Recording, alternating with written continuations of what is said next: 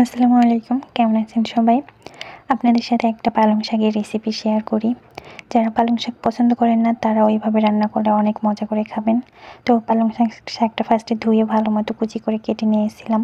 দিয়ে সিদ্ধ দিয়ে দিলাম পেঁয়াজ আর কাঁচামরিচ দিয়ে। যখন পালং শাকটা সেদ্ধ হয়ে আসলো তখন কাঁচা পেঁয়াজ আর কাঁচামরিচ তেলে ভালো মতো ভেজে নিব। একটু লাল লাল হয়ে আসলে এর মধ্যে আমি আগে থেকেই সিদ্ধ করে রেখেছিলাম মসুরের ডাল, এইটা দিয়ে দিব। দেন ডালটা পেঁয়াজের সাথে হালকা একটু ভেজে নিব। যখন হালকা একটু ভাজা ভাজা ভাব হয়ে আসবে তখন যে সেদ্ধ করা পালং শাকটা ওইটা এর মধ্যে দিয়ে দিব। দেওয়ার পরে ডাল আর শাকটা ভালো মতো মিক্সড করে নেব, দেন একটু ভাজা ভাজা করে নেব। তো যার যেমন পছন্দ তেমন খাইতে পারেন, যে হালকা নরম রাখলেন বা এটা চাইলে আরও ভাজা ভাজা করা যাবে। আমি একটু নরম করে রাখছিলাম, ভাত দিয়ে মেখে খেতে ভালো লাগবে।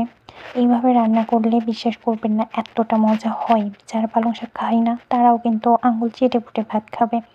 তো চাইলে আপনারা এইভাবে ট্রাই করতে পারেন। আজকের ভিডিও এখানেই, ভালো থাকবেন সবাই, আল্লাহ হাফেজ। আসসালামু আলাইকুম, কেমন আছেন সবাই? আপনাদের সাথে একটা পালং শাকের রেসিপি শেয়ার করি। যারা পালং শাক পছন্দ করেন না তারা ওইভাবে রান্না করলে অনেক মজা করে খাবেন। তো পালং শাকটা ফার্স্টে ধুয়ে ভালো মতো কুচি করে কেটে নিয়েছিলাম।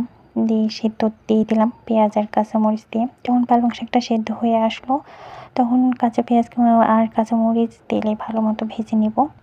একটু লাল লাল হয়ে আসলে এর মধ্যে আমি আগে থেকেই সিদ্ধ করে রেখেছিলাম মসুরের ডাল, এইটা দিয়ে দিব। দেন ডালটা পেঁয়াজের সাথে হালকা একটু ভেজে নিব। যখন হালকা একটু ভাজা ভাজা ভাব হয়ে আসবে তখন যে সেদ্ধ করা পালং শাকটা ওইটা এর মধ্যে দিয়ে দিব। দেওয়ার পরে ডাল আর শাকটা ভালো মতো মিক্সড করে নেব, দেন একটু ভাজা ভাজা করে নেব। তো যার যেমন পছন্দ তেমন খাইতে পারেন, যে হালকা নরম রাখলেন বা এটা চাইলে আরও ভাজা ভাজা করা যাবে।